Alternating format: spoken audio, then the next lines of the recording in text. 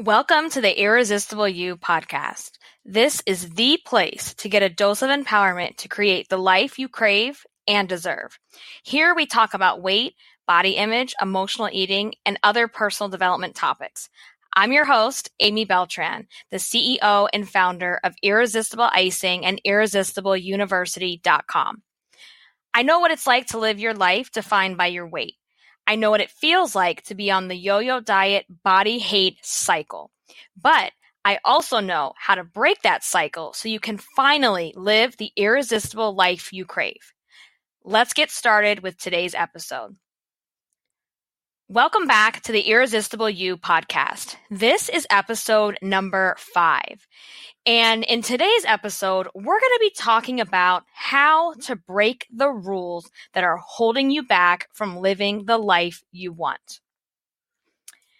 Now, before we get into what all this means, I'm going to share a little bit of a story with you of something that happened to me a few weeks ago. It's kind of funny, but it also kind of stings and goes really deep. So a few weeks ago, we went to Busch Gardens, which is a theme park, it's like an hour from my house. That's irrelevant to you.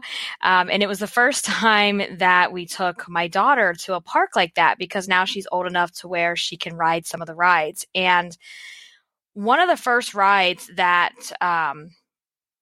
I got in line with her to ride a ride, and it was this little like boat looking thing that goes around in a circle, and it's pretty ridiculous. And she is too little to ride it by herself, but she can go on as long as she has an adult. So I was like, okay, cool. I'll take her. My husband stayed back. He had the stroller. And me and her went and got in line, and immediately, sure, you know where I'm going with this. Immediately, my brain went to, holy shit, I'm not going to fit. And, oh my God, look how small those boats are. Oh my God, there's no way I can do this. My hips are too wide. My ass is too big. There's no way I'm going to try to get in this boat in front of all these people in the middle of Sesame Street land and look like a complete idiot and be the lady that everybody puts on social media whose big wide ass got stuck in the Sesame Street Loch Ness Monster ride. You guys, that's all I could think about.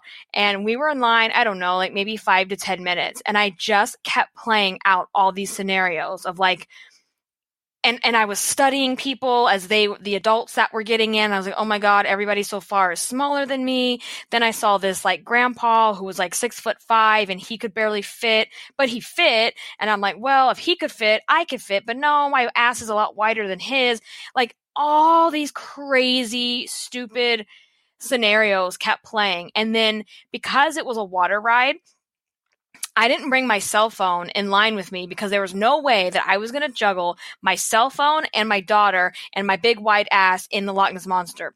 So I left it with my husband. So I had no way to call him because I kept thinking, shit, I'm going to call him and tell him, hey, do you mind if you go on this one with her and I'll sit it out? So I couldn't do that. I was trying to like use ESP to talk to him to see if he would see me in line so I could like show him that I was panicking and he could come over and we could trade places, but I couldn't see him from where we were waiting in line. And then I thought, no, you are riding this thing. This is with your daughter. This is the first ride she has ever been on in her entire life, and you're going to do it, and you're going to fit, and you know damn well you can fit. Yes, obviously this ride is little. It's for kids. Come on. So I still kept doing the comparison game and watching people. And in my mind, I think, oh my God, everyone is looking at me and they're looking at me thinking, ha, who do you think you are, you big fat ass? There's no way you're going to fit in this ride. And they're just like feeling sorry for me until I get up to the front of the line and I'm told to not even get on the ride in the first place. Well, we get up to the front of the line, and it's a little bit tricky because when you have a 1.5-year-old who can't quite sit still yet and doesn't understand certain things, trying to maneuver my leg into this boat without falling in the water and getting her in at the same time, it was a big task, to say the least. It was crazy. But I got her in, and let me tell you this, the workers there, they are not going to help you, not even an inch, because they don't want to be held liable for anything that happens to your kid.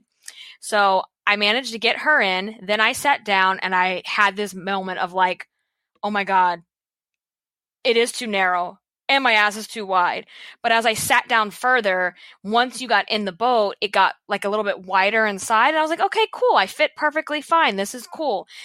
So I tried to enjoy the ride and I did. And it was so cute because she had a blast and she was like, clapping and she had so much fun and it made everything worth it. But at the same time, all I could think about was, shit, I'm going to have to get out of here. And how the heck am I going to get out of here? Because I got in and it was kind of like pushing my butt down to get into the seat. So I'm thinking like, oh my God, I have to get out of here. And at the same time, I have to lift her out, hope that she doesn't go running through the crowd without me. And then everyone's staring at me because I'm the only idiot that's standing there getting out of this Loch Ness Monster boat. You guys, I survived. It was fine. And I'm naturally clumsy. So me getting out of this thing, I stumbled, which has nothing to do with my weight. It has everything to do with the fact that I am just a clumsy person and I do not have grace. Let's just say that. Okay. So why would I tell you this embarrassing, ridiculous story? Well, I'm sharing this with you because all of those things that were going through my head were there for a reason. Because for so many years, I had convinced myself that I was too big to ride rides, or I was too fat to do this or that. And the irony of some of that is at certain points in my life, that was not true. Yes, I was overweight. Yes, I was a little chubby, but in no way was I ever at certain points obese. Now, there was a couple points in my life where I've gained a significant amount of weight and I was teetering on that line of like, shit, I don't know if I'm going to fit on a certain ride or, this chair isn't very comfortable. And that is not a fun place to be. And while I'm not at my goal weight, I am definitely far from that highest weight. But even when you lose and let's say you are at your goal weight, sometimes when you've lived your whole life being, the fat kid, being overweight, being chubby, even though your body now to a stranger, they don't see that, it's so hard for your head to catch up with the rest of you.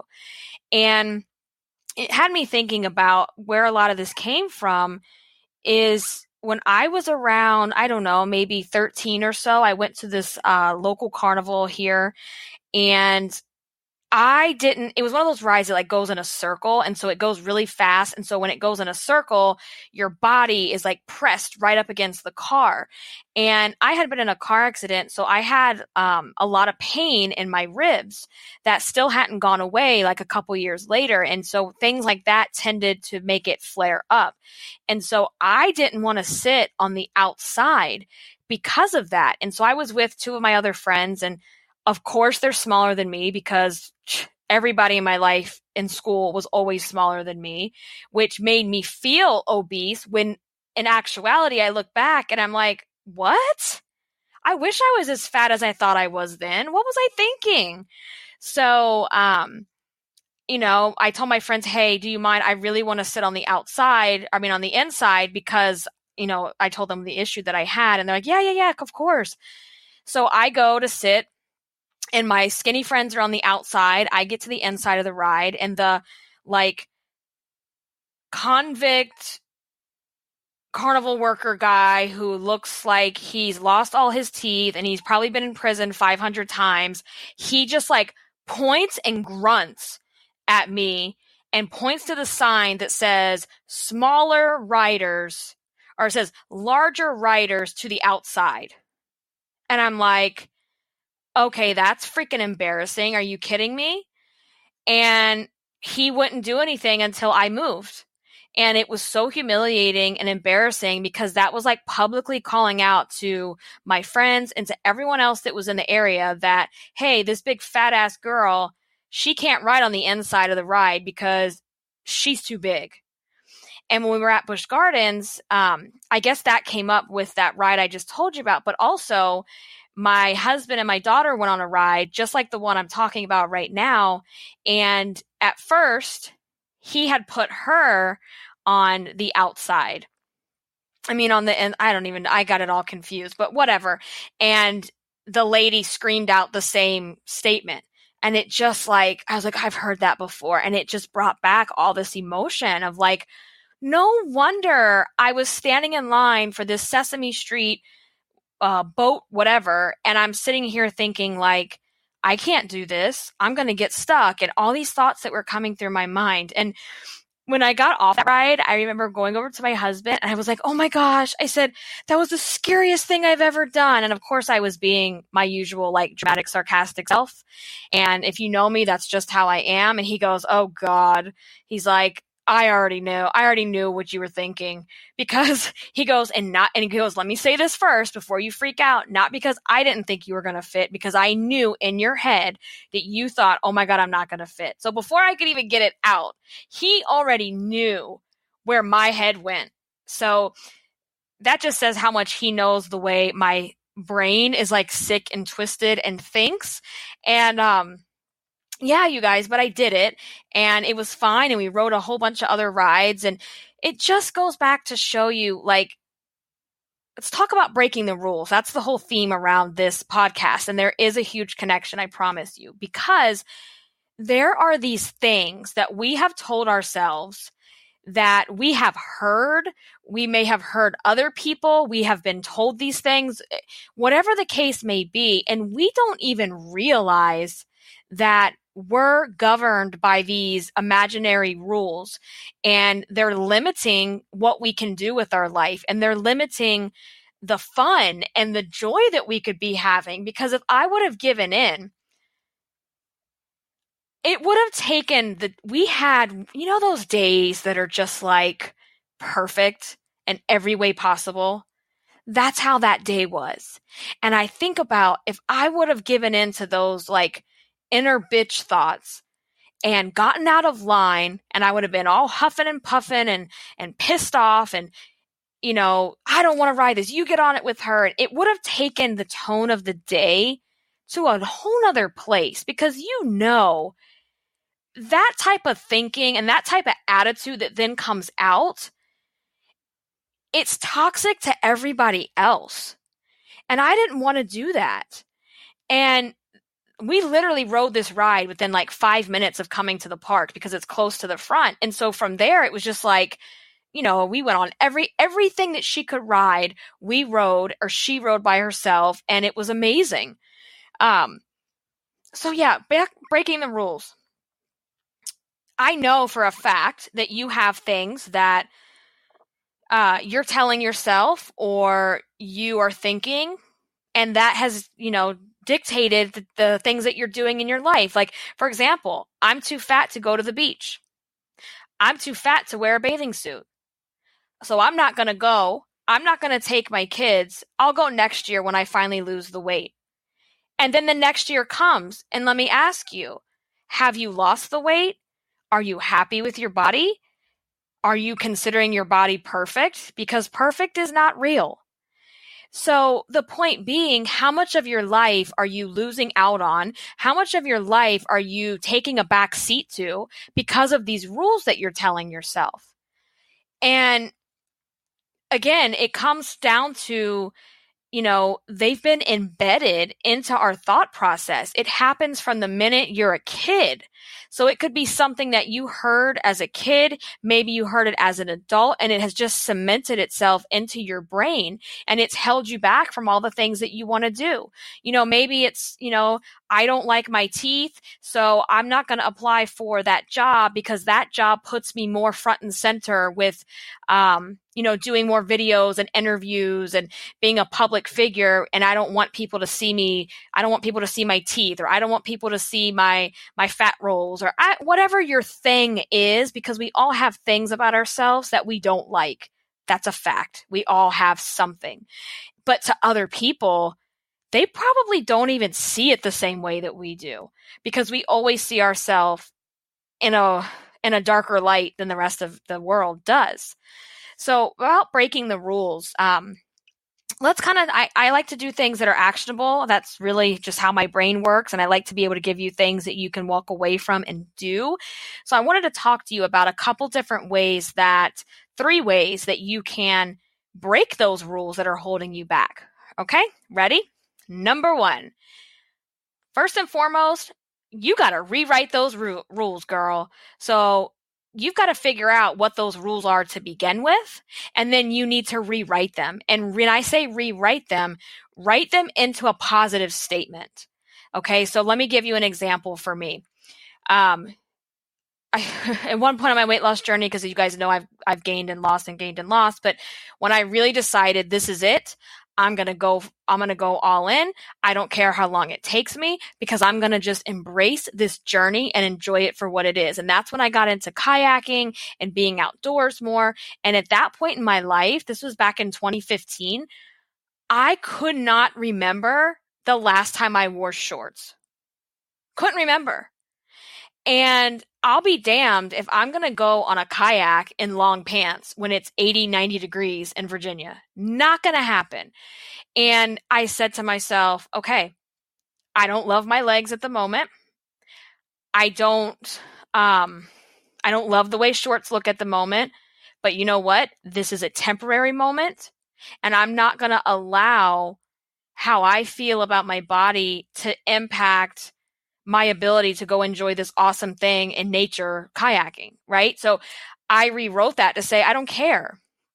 So take those negative things that you tell yourself, because before it's like, well, I don't have any shorts, and any of the shorts that I do have, they definitely aren't going to fit.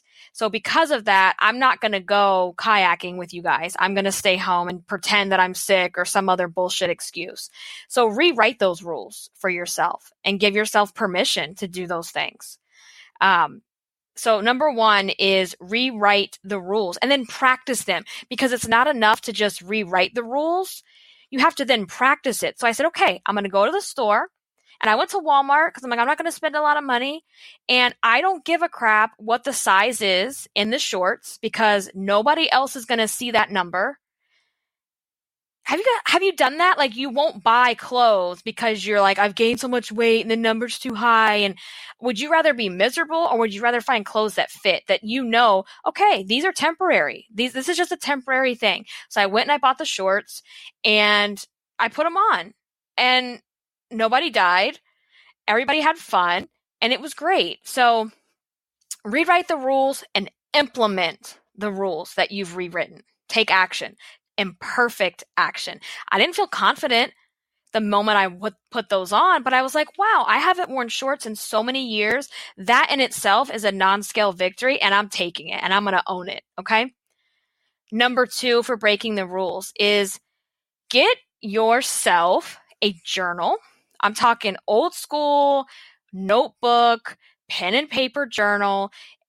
If you know me, you know I am like super tech savvy. I love my Trello. I love spreadsheets. I love organizing all my stuff on my Google Calendar. And if I can take it digital, I take it digital. But there is also power in having a pen and paper, a little notebook, a little journal. Get a cute one, because my stuff, it has to be cute. It has to be pink or purple or have glitter or something on it. Go to TJ Maxx, Home Goods, Marshalls. All those places have like the cutest little like writing journals and notebooks with little sayings and things that really fit your personality. So that's just a tip. You can take that. So get yourself a journal, and in that journal, just dump everything that's in your brain. I do journaling in the morning. So you set like a timer for a few minutes called like a morning journal, and you just free form everything that's in your head. You just write it out, even if it doesn't make sense. You just get it out, because you need to clear that clutter that's, where all these thoughts and rules are building up with each other. And then in your journal, also what I recommend that you do is keep yourself, I do this digitally with a lot of things, mostly work-related stuff, and I need to get better at doing this on a personal level, but I'm going to share this tip with you anyway, and that is to have a kudos file. So for example, within my business and my work, I'll create a folder in my email. And anytime I get like a kudos, a great job, this was awesome, this helped me so much, or whatever, I hang on to those things because I can use them later in different media. And when I was working a 9 to 5, I used them on my performance reviews and that kind of thing. But get yourself a personal kudos file in your notebook and write down these non-scale victories. Like, I wore shorts today, the first time since, I don't know, 1983 or whatever it is. Like, put that in your journal so that on those days when you have those fat, ugly days, and you know what I'm talking about, that no matter what you do, you just feel fat and ugly and disgusting. And we all have those days. It's perfectly normal. And those days where you're feeling that way, I want you to open that journal and look at everything that you've accomplished. Look at all of your different kudos. So number 2 is to get yourself a journal and keep a kudos file in your journal. Okay. Take a breath. Number 3 is to have a support system in a community. Okay, what does that mean? This is a big one for me because for so many years, I thought this was just like woo-woo bullshit kind of stuff. And one of the best ways to grow, to gain more confidence, to squash all those rules that are holding you back is to have a support system who understands what you're going through. And I want you to know that support systems might, and they probably should be, different depending on who in your life and what in your life you're going through. So for example, obviously my husband and I, we tell each other everything. We're very open with each other, good, bad, and ugly. And he knows about all my, issues that we talk about here with weight and personal development. And, he's very much in tune with all of that, and I can share anything with him.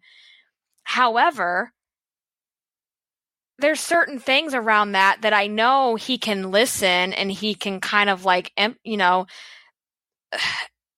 he's not going to get it all the way. Does that make sense? So it just means sometimes there's things that are better shared with family. There's things that are better shared with maybe a close girlfriend or a support group that you're in. So for example, my private Facebook group that I run called Irresistible University is just for women, and it's just for women that are going through issues around their weight, their body image, emotional eating, binge eating, confidence, all of those topics. Because in that community, when you post something like that, no one's going to make fun of you. No one's going to make you feel less than. And here's the other one that I can't stand. No one is going to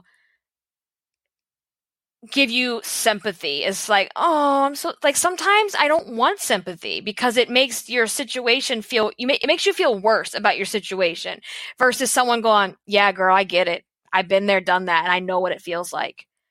Versus, oh, I don't have time for that. So our group is that support system that's going to help you through some of these issues. And so, I would love for you to join the group. I would love for you to come into our community and be a part of that.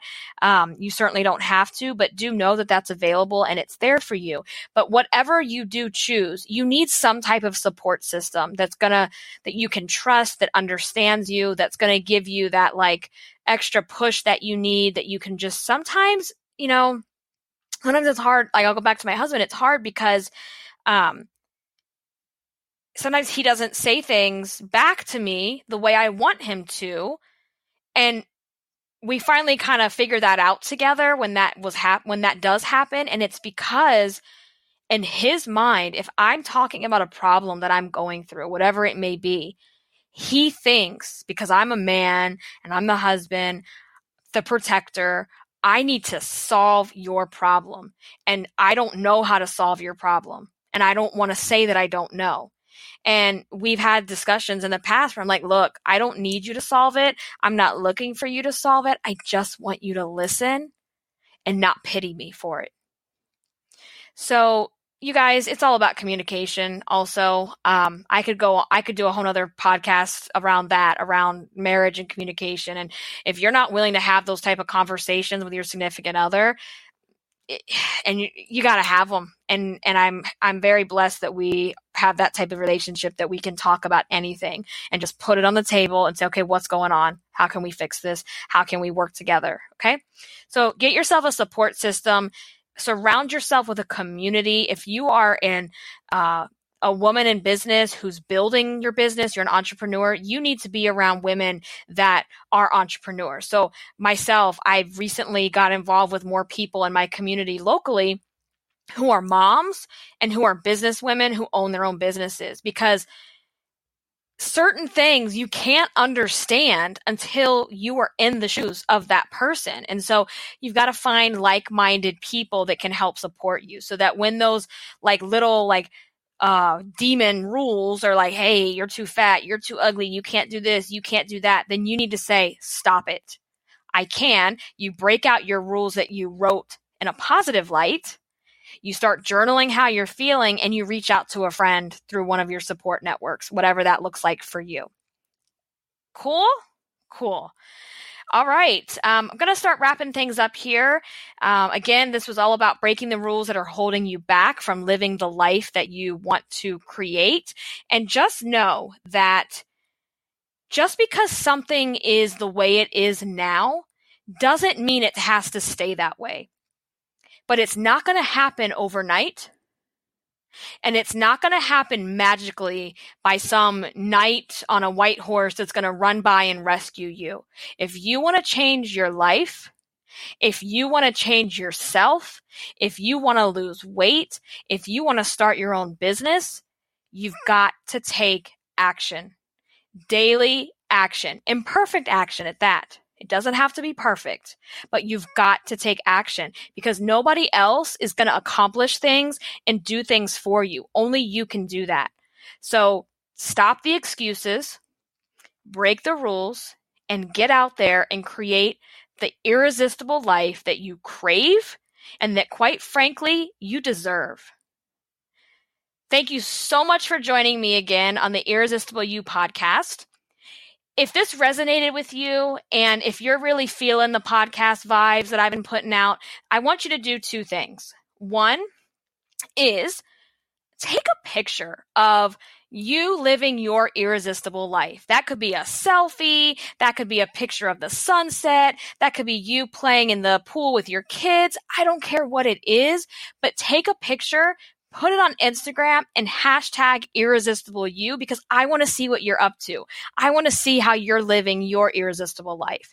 Number two, if you're feeling the podcast, I want you to leave a rating and review on iTunes. And that tells me what you like, what's going great with the podcast, and how I can deliver even more irresistible stuff to you. So hashtag irresistible you on Instagram and leave a rating and review over on iTunes. And I will love you long time if you can do that. So again, thank you for listening to Irresistible You. I will talk to you on the next one.